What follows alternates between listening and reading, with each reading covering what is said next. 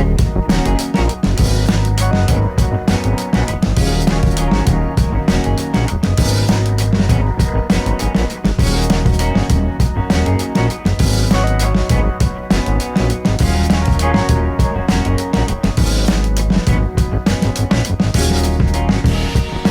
welcome to Local Anaesthetic Podcast, your regular injection of strange, weird, bizarre news stories, locally, of course, and across the world. My name is Alex. Joining us, as always, is Rob. Episode 397, Rob. Oh, how are you doing? I'm not too bad, mate. Yeah, I'm a bit tired. The main reason is that me and the family went to go see Bruce Springsteen last night in Hyde Park. So I remember you saying you were going to do that. So was that sort of thing Lyra would have enjoyed? I think she did, actually, yeah. So it was obviously part of British Summertime, so there was various acts on, including the Dixie Chicks, who are now just called the Chicks, and James Bay. It was good. Yeah, I think she did, and she was up and dancing. Managed to make it to the end of the gig before falling asleep, and apart from a few small rain showers, it was really good. I mean, the fact that the man is 73 and can still perform like that is nothing short of exceptional. Agreed. Any news, Rob, before we get on with this? Because I've got some stories. No. Right, okay, good. No, just carry on. Right, so I'm going to do two stories that are avian related, that are both to do with birds. Both UK based, was it? No, one American, one British. The second story is a quintessentially local anaesthetic news story, like the best stories we have had of old. Beautiful. The first story, Rob, is from the Traitorous Guardian. It is by Eram Salam. It is from the 12th of June, again, so going back a bit. Headline: Man who ran over bird's nest drives across Texas to save only intact egg. Right. Okay. So a man runs... Okay. I mean, so a nice preservation story. I'm going to put some music on, some sort of sentimental music onto this, because Lovely. It's a very touching story. There we go. Okay. A man was clearing land in the West Texas city of Odessa when he realised he'd made a horrible mistake, Rob. He'd ran over a bird's nest and smashed the eggs inside. Now, unlike that fellow, Rob, that you talked about in our last episode, which hasn't left me, the man in Sunderland, This man made a different choice. When he discovered the injured birds, he did not think, let me whip out my phone, go onto Pornhub and masturbate over the birds. He decided... Yeah, it's when you said horrible mess, that's when I thought that, I thought something else had happened, yeah.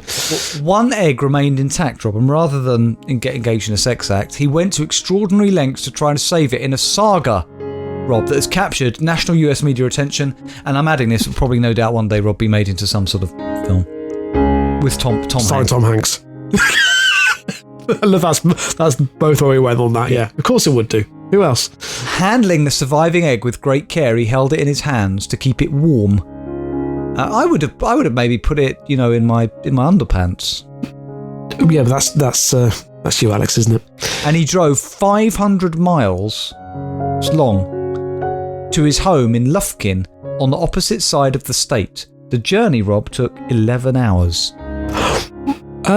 One question: why didn't he take it to a vet? Well, I don't know. On the night of the 30th of May, the egg hatched. After scrambling to find a place close by that could suitably care for the bird, the man concluded there were none. So the man's wife drove 160 miles, to a non-profit bird rescue centre on the outskirts of Dallas in Hutchins, Texas. The bird's saviour handed a box holding a small, newly born roadrunner to a volunteer at Rogers Wildlife Rehabilitation Centre, the facility said in a Facebook post. The volunteer, a 70-year-old retired attorney, Paula Hagen, was shocked, Rob, by the lengths a couple went in order to save this animal. She told the Washington Post, "I just couldn't believe it. It tells me they're both very kind-hearted," Hagen said, according to the Post. You want anything to say so far, Rob? Are these people idiots? In what way do you mean that, Rob? This is the tale of kind-hearted human nature. The kind of thing that only Tom Hanks did. True. Well, first of all, he drove 11 hours to his home. Well, I'm pretty sure it would have been better just to find a vet nearby. And then she took it to a specialist. I can kind of understand taking it to a specialist bird sanctuary, but it feels like these people have gotten, quite a empty life. Well, Rob, I'm touched by this story, and I know that our listeners will be touched. And Tom Hanks, if you're listening, get in touch with Disney, probably the best studio to do this sort of film, and get it made into one of those sort of, films that you see, like Harrison Ford was in one, like Call of the Wild.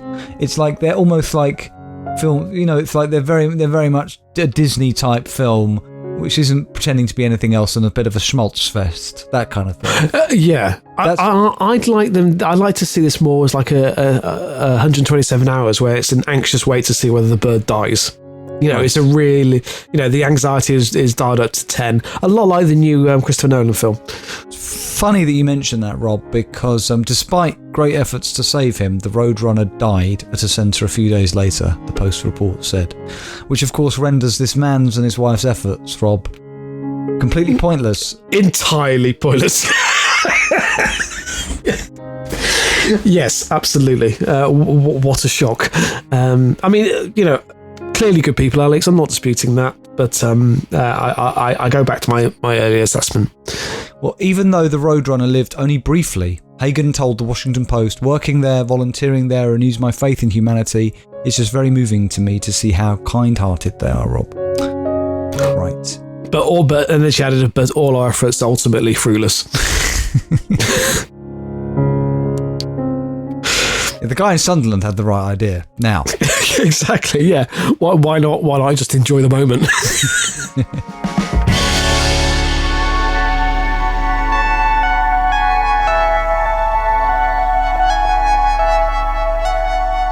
Let's move on to what I said was a quintessential, Rob, local anaesthetic news story. Hurrah! We are going to the Bournemouth Echo. Lovely. It's been a long time. Now, I would not know about this story if it was not for my dad. I know you're not listening, so I won't bother to thank you. But he did send me this story. It's by Abigail Kinsella, who I swear I recognise that name, Abigail Kinsella. Well, Kinsella I do, so I think it might have been a journal. I don't know, maybe it's just... Is there a Kinsella, another famous Kinsella? I don't know, not thinking. That name does ring a bell. I think she may have been on this podcast before. Right, Rob, it's from the 7th of July.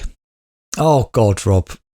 This is just right. For anybody who's a new listener, these are the sort of stories that Rob and I were able to cover in every episode, many of them back when local news journalism was at its finest. This is a blast from the past. Headline: Police called to Tattenham Road in Poole over fight over duck. Great, love it. Yeah, perfect. Opening strapline, 2 people were spotted fighting in the middle of a Poole road over the custody of a duck. There's something about the phrase custody of a duck which I just love, Rob. Yeah, because it kind of implies that, they're fighting a legal battle over parental custody of the duck. Or it's turned acrimonious. Or, that's my duck wife. I mean, we know in rural parts of Dorset that does happen. So, it's true. A passerby reported seeing a man and a woman wrestling in the middle of Tattenham Road at around 6:30 p.m. on Wednesday. Sorry, can I just ask, when you say wrestling, is this in air quotes wrestling? Or proper wrestling? Officers were called out. I'm just thinking about the 2 women in Swindon who had to be broken up by police. Oh yes, I'd forgotten that story. Police officers were called out, but at the time they arrived, the duo had left the scene. A Bournemouth woman who wished to remain unnamed said they were wrestling on the floor in the middle of the road and trying to get the duck off one another.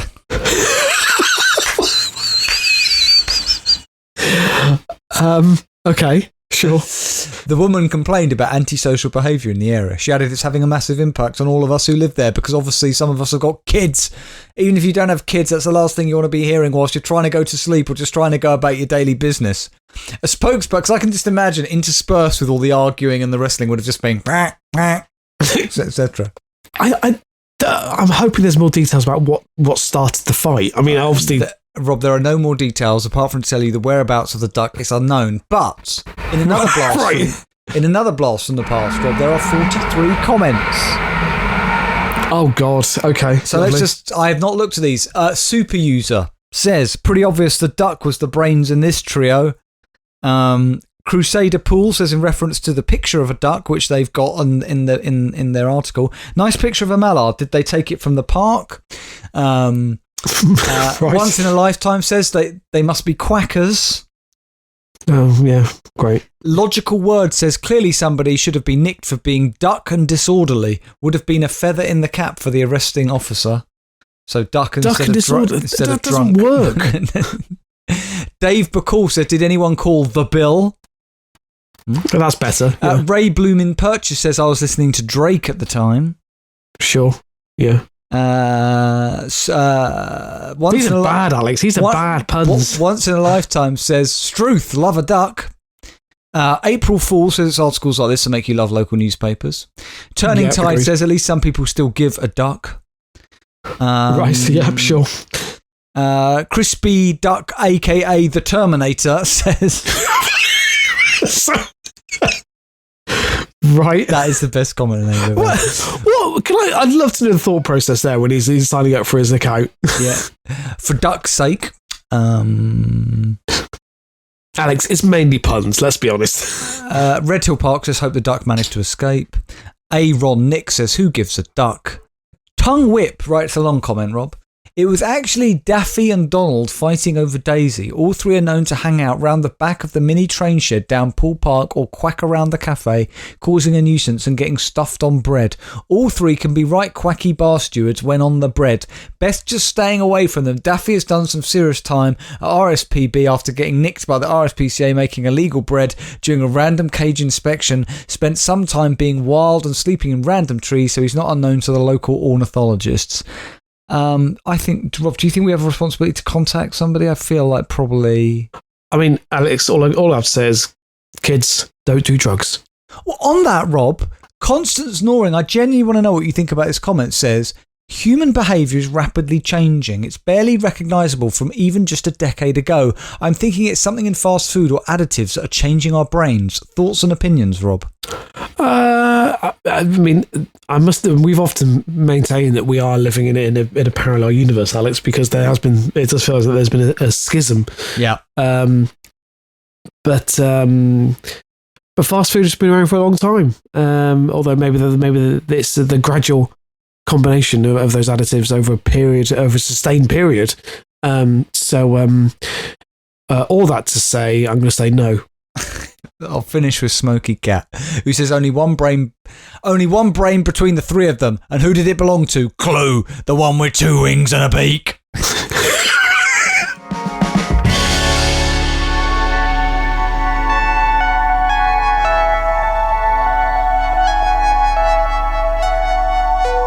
Okay, Rob, you got some stories for us there, my friend. Yeah, I've gone back to Sky News because there's some stories I've seen over the last couple of weeks that really have stood out. This one is quite up to date. So, is there any journalists listed? No, there is a Sky. So it's from the 3rd of July. 2023. The headline is outrage at tourist agency after Philippines advert uses footage from other countries. Yeah, that's mis-selling, I would think, of some kind of description. Alex, after Brexit, I don't think we haven't suffered massively from a drop in tourism, but I do think, to make up for lost revenue, because obviously businesses have been struggling with all the red tape now that, especially on import and export of goods, why don't we start using pictures from, the Maldives to advertise the UK? I don't think, Rob, genuinely, I don't think we should do that. And I know you're being facetious, but what I do think we should do is we should start on our tourist thing saying, thanks to the effects of global warming, Britain is now basking in unusually high temperatures over the summer. For example, 40-degree heat, come and enjoy. Yeah. Enjoy it before it's too late. Yeah, enjoy it before it's too late, yeah.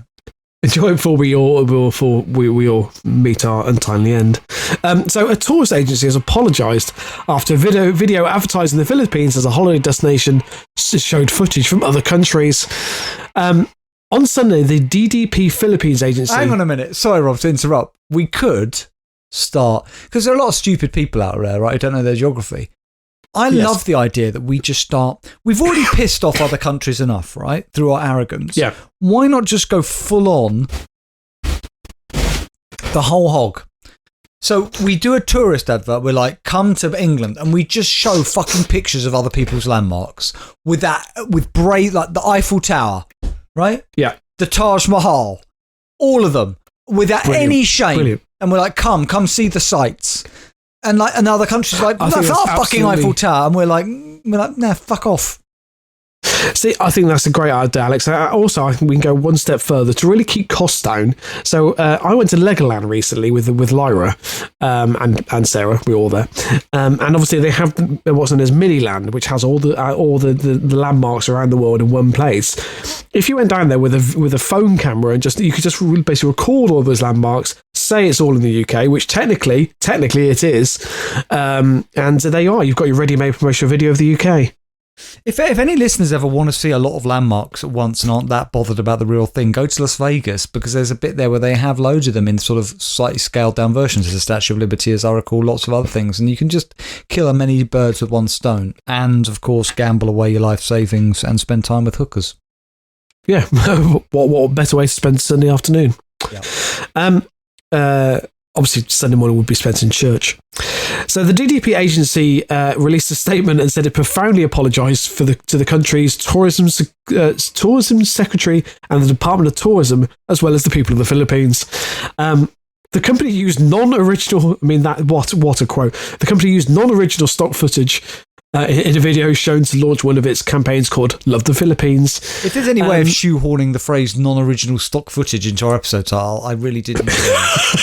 Yeah, that's a good point, actually. I'll see what I can do.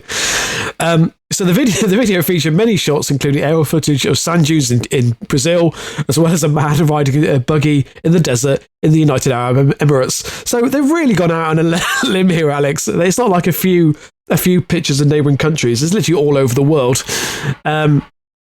Explain the mishap, the agency said in a post.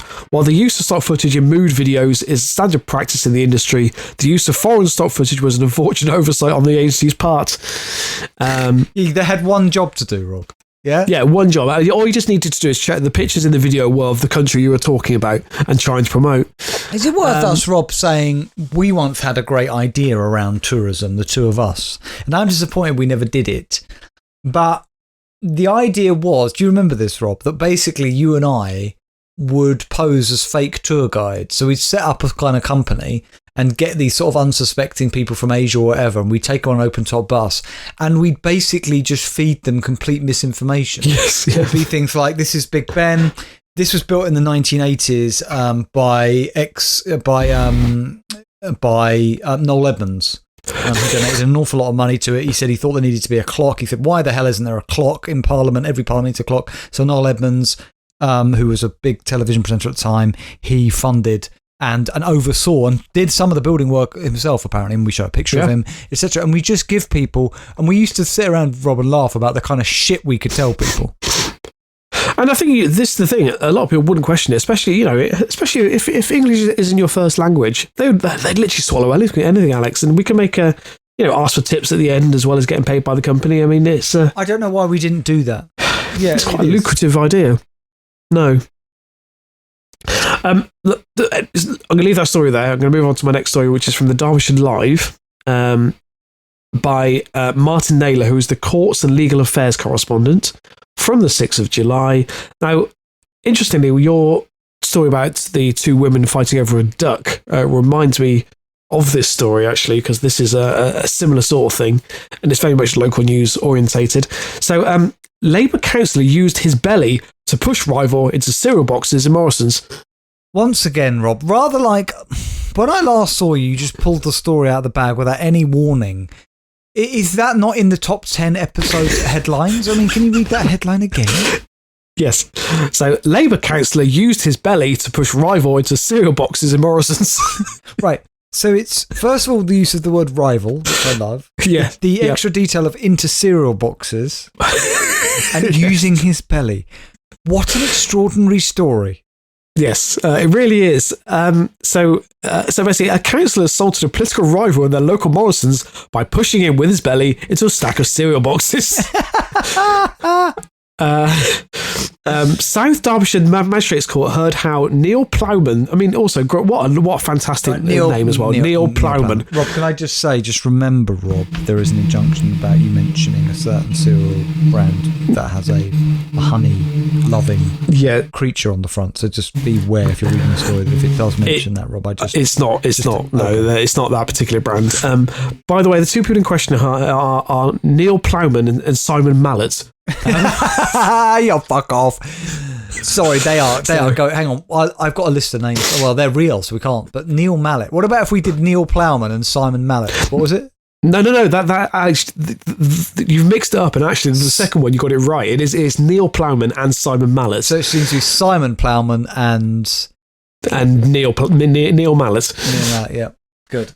So, South Derbyshire Magistrates Court heard how Neil Plowman's victim, Simon Mallet, carried out what the court was told was an exaggerated fall backwards. So the court was told the defendant, who worked for Children's Services, then had to be restrained by supermarket staff before kicking out his 66-year-old victim. At the time, both represented the Labour Party on Belper Town Council, and 50-year-old Plowman, also a trade union official, was serving the Amber Valley Borough Council. Neither of them are now serving councillors. Just because of this altercation? I don't think so necessarily. No, I think things have just moved. I think they've just been, deselected. So Thomas Beardsman for Plowman said, Mr. Plowman and Mr. Mallet are known to each other, and it is known they have a mutual dislike for each other, having worked together as town councillors. He, the defendant, pushed him using his belly. Mr. Mallet fell in some cornflakes and was said to be a kick, which followed, but that's not really apparent on the CCTV. So there are more details. So you just sort of like body checked him into the cornflakes.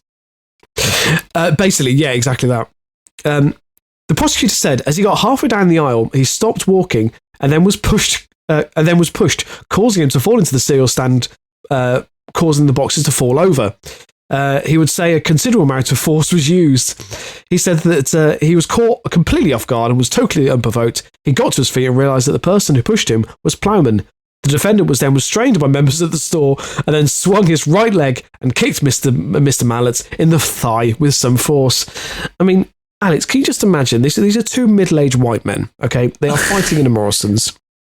So, apparently, Mr. Plowman is alleged to have used his considerable force, i.e. his gut, to force Mr. Mallet into a box of cereal. Oh, no, sorry, Mr. Mallet apparently forced Mr. Plowman into the cereal. Mr. Plowman then got up, had to be restrained by members of the store, whilst then also trying to kick Mr. Mallet. It is something really quite pathetic. So Plowman of Nottingham Road, Belper, pleaded guilty to common assault on the day of his trial. He has no previous convictions. Mr. Beardsman, who's defending, said the defendant had 4 children and is still employed by social services. He also helps. He also helps out with Belper Wombles, a local litter picking group. Right. Okay.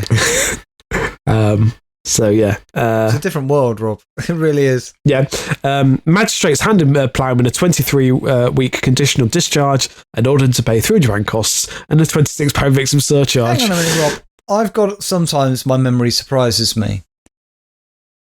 Didn't you say that guy in Sunderland in our last episode who committed the sex act against the dying or injured or whatever the captured baby seagull whilst looking at pornography on his phone in a back alley? That's a true story, listeners. Yeah. Didn't he get 24 weeks in jail? He did, yes, he did. So I know this is a conditional discharge, so he doesn't have to go to prison, but 23 weeks, so we're equating those things, are we? To some degree. So yeah. They're equivalent. Masturbating over a captured seagull, baby 24 seagull. weeks, and pushing your political rival into a box of cornflakes in a Morrison's is 23 weeks. So yeah, it's good to know. That is good to know, actually. Yeah. So if I wanted to spend a whole year inside, I capture a seagull, wank off over it into a alleyway in Sunderland while looking at pornography, and then go and find a political rival and body check them into some cereal boxes. And I know I'll be spending around the year at Her Majesty's pleasure. Correct, and have a lovely time in the process.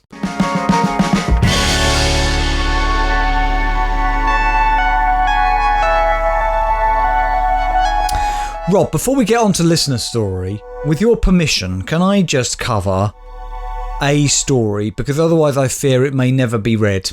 Of course. Because I've had it for a long time and I keep forgetting to do it. It's from Edmonton. Where's Edmonton? CBC News. What the fuck is that? CBC. Oh, it's Canada. Right, you're right.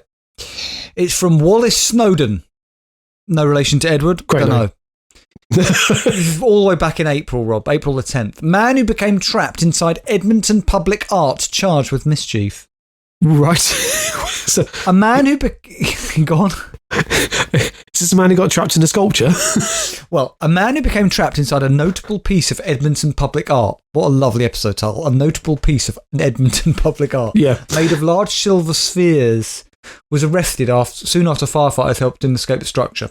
I want you to imagine, Rob, a sort of pyramid-type structure made up of silver orbs of varying sizes. Doesn't look like there's a way in. I don't know how you would get into it. Can I just also say a structure made of orbs of different sizes, or whatever you just said, is a beautiful episode. Silver spherical orbs of different sizes, yeah. Edmonton firefighters were called to the Talus Dome structure. Can I just say, Talus Dome, that needs to be in Star Wars or something else. Talus Dome, what a great phrase that is. Yeah. Around 8:30 p.m. Sunday, after someone walking by noticed a strange sight. A man was inside the mound of polished stainless steel balls with no way out. Can I just say, a mound of polished stainless steel balls of varying sizes is the episode title. Yes, absolutely. Connor Schwint said he was on a post-Easter dinner run. Right, can I just say, I love details like that. That is a Partridge line if ever there was one. I was off on a post-Easter dinner run. Why didn't it just say he was out on a run? Why did it say it was a post-Easter dinner run? But see your family. He's got all the family around. I'm off on a run. Bye. Alex, look, we know that obviously, I'm assuming Canada also do chocolate Easter eggs. So he's had too many Easter eggs in the morning and so needed to run it off. That's entirely understandable. So he said he was on a post-Easter dinner run past the sculpture perched on the edge of Fox Drive and Quesnel Bridge when he noticed a commotion. Firefighters were attempting to extricate a man. Schwint said he asked the firefighters if it was a man or an animal trapped inside. When he learned it was a person inside, he began documenting the incident on his phone and poked his head inside the sculpture for a closer look. He said the man inside the structure was beginning to panic. It was kind of like watching a mouse fall into a bucket, said Schwint. He was kind of running around inside of the sculpture, starting to... It's a strange analogy, isn't it? Makes me feel like he that's what he does while masturbating. He does that for fun. Yeah, he drops mice into a bucket, hopefully without watering. That's my only concern. Yeah. He was kind of just running around inside of the sculpture and starting to freak out because he couldn't get out. There is a video. Does it work? Let me just see. This is a video he took. Come on, work for me. Go on. Yes. Oh, right. I'm watching. Right, he's seen the commotion. He's out for a run. Couldn't believe it. Sorry. That was brilliant. So he goes, some dude is stuck inside the Talus Dome structure and he puts his camera up to the balls where you can see kind of inside. It's huge inside, by the way, and there's a man running around, panicking, trying to get out inside. Police say the man had climbed on top of the structure and became trapped inside soon after. God, that would be terrifying. Imagine spending your last days inside this sort of mirrored, like, because you think you'd be able to see yourself reflected in all the balls, but in this distorted way, Robbie. It would kind of be like hell.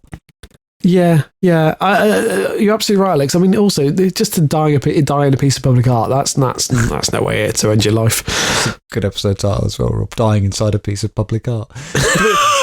3 crews, including a technical rescue team, were involved in the call. No injuries were reported. Soon after the man slipped out the sculpture, he was arrested. Do you think they had to grease him up?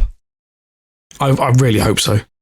Damage was caused to several of the balls while climbing on top of the structure. A 26-year-old was charged on one count of mischief for over $5,000 and then released. The public art installation has proven polarising among Edmontonians for years. It's weird because we were just talking about Noel Edmonds, and now we're talking about this Edmonton. And well, obviously, everyone knows that Edmonton is obviously named after Noel Edmonds. So he was big in Canada before breaking in the UK. Yeah, he's a saint over there. Hans Claver is that's the kind of fake stuff we would have told our tourists. It didn't all revolve around Noel Edmonds. We should just say that. No, but I think 75% of the content was Edmonds related. Hans Clever is a fan of the piece and made his way down to the rescue scene Sunday after hearing about it on Facebook. I like the balls, he says. One of the few people who do, so I came down to have a look. There was a guy inside. Apparently he climbed on top someplace, found a big hole enough to slither into and slithered down inside, and then he couldn't get out. He said he admired the shiny chrome exhibit for years and always wondered what it would look like from inside, but has never been curious or stupid enough to give it a try. He said he met the man's girlfriend who advised Claver that she never thought scaling the sculpture was a good idea. Maybe they should have left him there overnight, throw him a sandwich or something, Claver said with a laugh, but they rescued him. It was constructed in 2011, designed by California-based artist Benjamin Ball and Caston Nogues. And it cost around... Benjamin Ball did design this. $600,000, Rob, this cost. Jesus Christ, okay. The installation... This story is boarding into absurdity. The installation is often referred to as the Talus Balls, has proven divisive. Seeing a guy trapped in there was strange, but seeing the social media fallout even stranger. I mean, it's so Edmonton. How polarising the Talus Balls are is already funny, and to have some dude slip inside there, I thought it was humorous. There are comments, but pretty good DA trap. Don't know what that DA stands for in that. District Attorney. John Stevens says, I think that people who do things like this have no self-respect. Therefore, no respect for anything or anyone else. Same for so-called graffiti artists, in quotes, and vandals. They have to make everything as ugly as they see themselves. And I'm not talking about physically ugly. So, Rob, they're saying these people feel ugly inside, and that's why they graffiti. Bizarre. Understood. Yeah.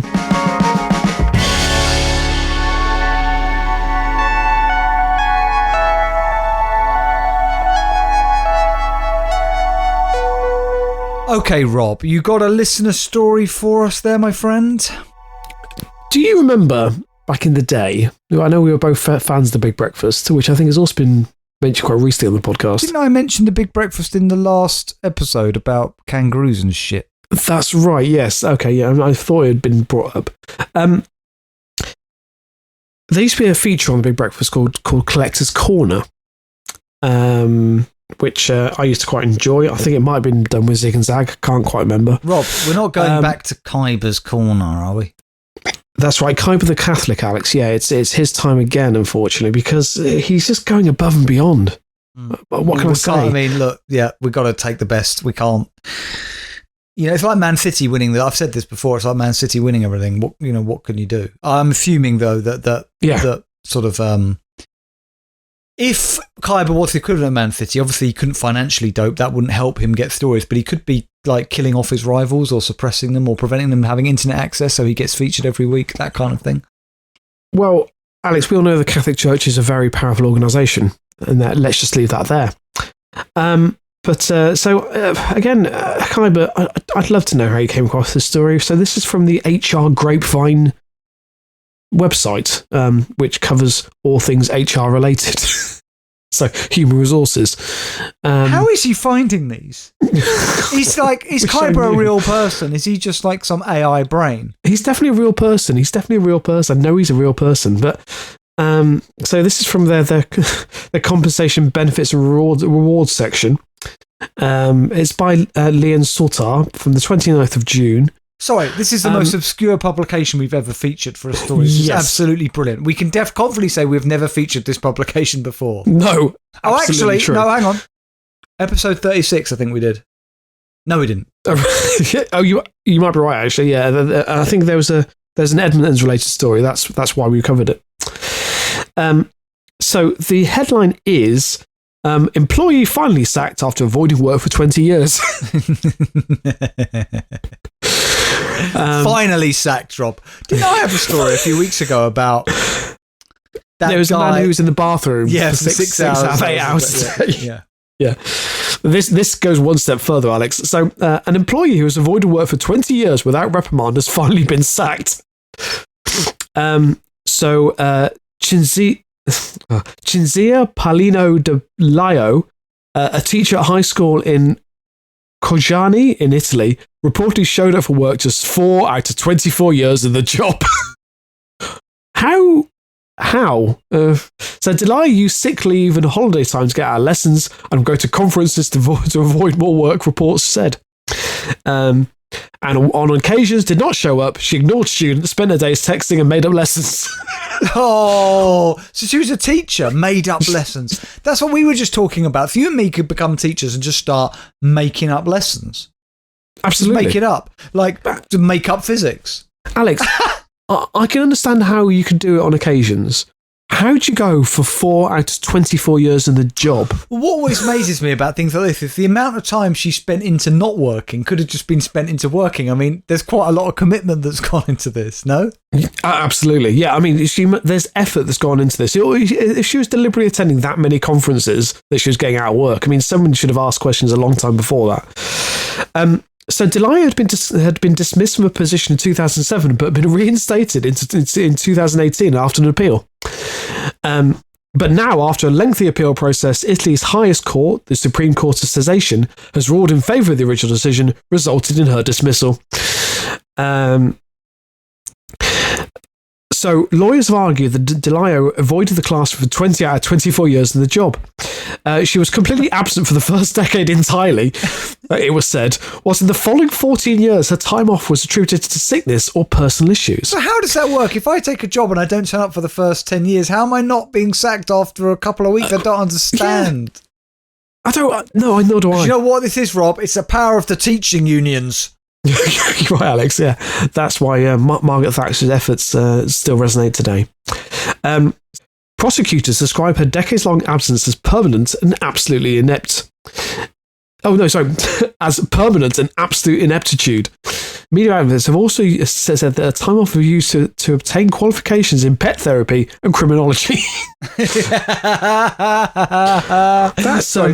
Pet therapy. Pet therapy, what's that? Is that where you sit down with a cat and discuss their problems? Exactly, yeah. Also, or help that seagull recover from that horrific incident that we covered. Exactly, Alex. This is a strange choice. That's not it's a weird crossover, that criminology and pet therapy. Well, no, not if you're particularly interested in what happened in Sunderland. So you covered both bases. Good point, Alex. Yeah, good point. So when contacted by reporters, Delia said she couldn't speak as she was at the beach, but she, which is brilliant, by the way. Sorry, is that a joke? No. Oh my God. No, she was contacted by reporters, and she said she was at the beach and vowed, I will reconstruct the truth. I will reconstruct the truth of the facts of this absolutely unique and surreal story. This is what she said, defending herself. However, Delia's case is surreal, but not entirely unique. So, in 2021, an Italian hospital employee was also accused of skipping work on full pay for 15 years, with reports alleging that he had stopped turning up to work in 2015. The worker was reportedly paid £464,000 in total over the years he was believed to be not working, while 6 managers who were based at the hospital had also been investigated in connection with alleged absenteeism. How do people get away with this? I don't know. I do not know. I mean, Alex, there are countless cases. They go into cite various examples. And in 2016, a Spanish civil servant was rumbled off to failure to turn up for work for at least 6 years. I don't understand, Alex. But yeah, so go back to Delia. Her court case is still ongoing. Obviously, they've ruled in favour of her being dismissed finally. But I think the only people who might take up her case would be the lawyers for Donald Trump. Yeah, I mean they love any case that has absolutely no chance of winning. So yeah, why not?